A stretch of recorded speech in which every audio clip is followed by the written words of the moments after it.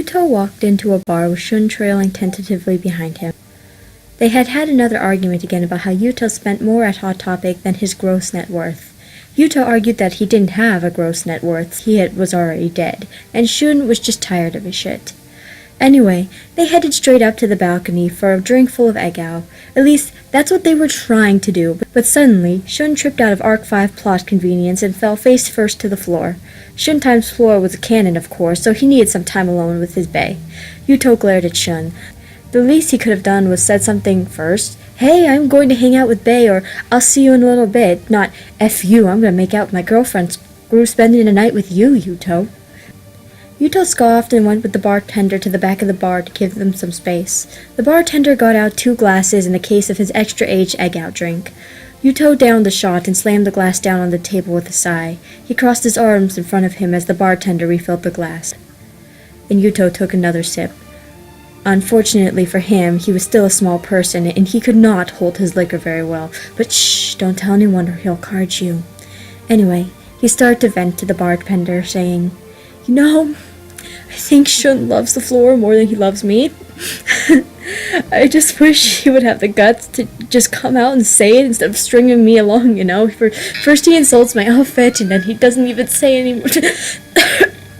The bartender had heard this speech 1,000 times before, so he just stuck a cardboard cutout of himself next to the bar, since drunk Yuto couldn't tell the difference anyway, and went to make sure that Shun and the floor were keeping things PG-13.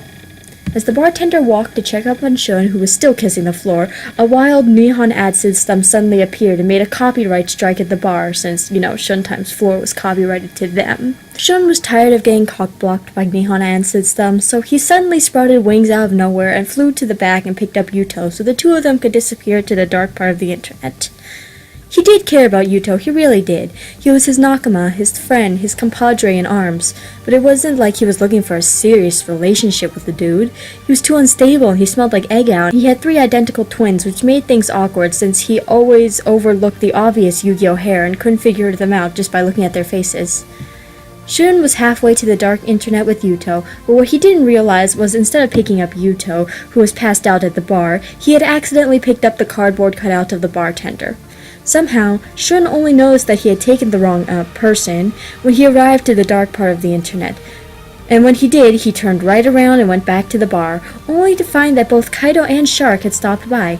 Shun couldn't allow himself to be seen with Zexal characters, especially since they had a video camera pointed at Yuto. Yuto was now awake and had somehow managed to stumble his way onto the balcony. He was singing to himself and dancing in his own little world. And by dancing in his own little world, we mean dancing very inappropriately for young audiences. Shun cringed. Well, there goes his cape, he muttered as Yuto flung off the cape and it landed on Shark's head. Shun pulled his scarf over his face and slid on his sunglasses before sneaking over to Yuto stealthily and handing him the cardboard cutout of the bartender. Shun then ran to the back before Kaido and Shark could figure out it was him and invite him over to make fun of the fusion dimension. Fortunately for Shun, Kaido and Shark didn't notice him. The scarf and sunglasses hid his giant purple coat and obvious green hair perfectly. He was invisible. Since he was now alone, Shun decided to continue his wild adventures with his beloved one, the only one who understands him, the floor. For him, the floor was the best, the floor's love, the floor was life. The floor had brought an excitement into his life that not even 4 identical versions of Yuto could do. He tripped over a chair and suddenly he was back in the floor's cold, tiled arms again. Suddenly even Yuto's rendition of Glamazon in the background sounded beautiful. He felt like he was being bathed in a warm glow of the floor's light. The bartender, meanwhile, was losing his faith in his bar and its inhabitants, as well as in life. While Shun was totally making out with the floor, Yusei rode into the bar, somehow managing not to smash through the wall. He passed by Shun and ignored him and his floor because he knew what it was like to be in love. He drove his D-Wheel up to the bar. She was his girlfriend after all, so he needed to take her everywhere. Yusei said to the bartender, "I'm here for the milk." And the bartender sighed, saying, "God, why can't I have normal clients? This is the 3rd time this week that this entire situation happened. But of course, whenever I try to report any of you to the police, they try to convince me that all of you aren't real, and I've stopped trying to reason with them." Yusei sipped his milk and pretended to listen. The bartender sighed and grabbed the cardboard cutout from Yuto, who was now void of his tie and was having trouble undoing the buttons on his shirt because he was so drunk.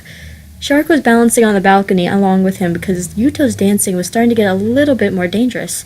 Shun muttered, "I love you," to the floor, and Kaido turned the camera towards him. The bartender set the cardboard cutout in front of Yusei and gave him a shot of milk with a trout in it. Things were already out of control. The bartender just wanted to go home. Suddenly, Shark and Yuto fell to the floor and passed out by hitting their heads, and somehow Yusei got drunk while drinking the milk and passed out as well. In the end, only Kaido was standing up, still videotaping. He looked at all of them and said, "You're all idiots." He uploaded the video onto a hacked channel of some wannabe YouTuber called Mya, then went home. If he wasn't the star of the one-shot, then what was the point? The end.